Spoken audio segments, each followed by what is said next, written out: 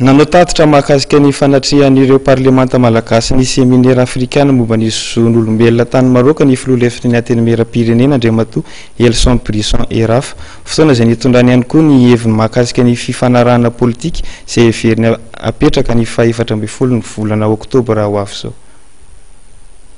Tsy nitsangaminatra ny parlementera malagasy nandritra ny séminaire africain nentina nandiniana ny asa momba ny fanajana ny zon'olombelona izay natao tany Rabat, tany Maroc ny 27 sy ny 17 volana septambra lasa teo.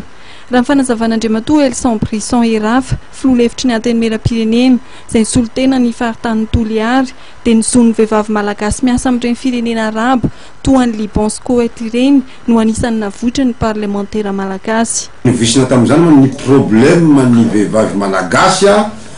miasa any Liban sy any Koweït izay hita fa misy problème foana zany vis-à-vis zavatra zay zany dia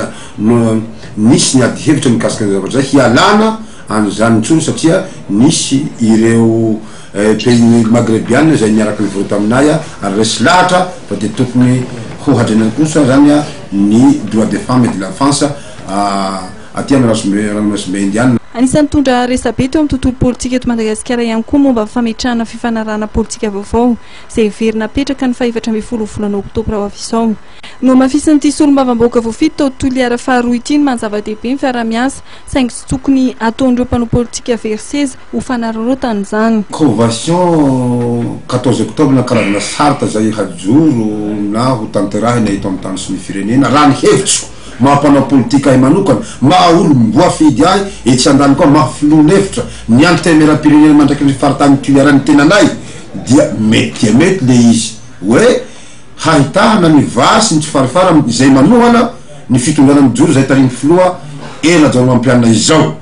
fa amiko manokana indro kely satria araka ny tsy lohan'ny tsofina naraka fahitahako anazy dia be da be ny mpanao politika izay verseza ankehitriny ilaina dia ilaina tokoa ny fanambarana hery ho an'ity fireneny ity fa tamin'ny transition ny azadinitsika fa dia be da be ny ampilafy hery rehetra niara mitantana tamin'iny transition iny fa mbiaiza ny vokany. Tsy adino ty filoha lefitry ny antenimieram-pirenena ity ihany koa ny nanamafy fahombiazan'ny fametrahana ny opération coup d'arrêt faharoa izay anisany nandraisan'ireo izy ireo anjara niaraka tamin'ny fahefanam-panatanteraka nentina ny edina amin'ny asandalo fahombiazana satria dia niverina hatrany amin'ny 9 isanjato izy ny fandriam-pahalemana ny atsimon'i Madagasikara.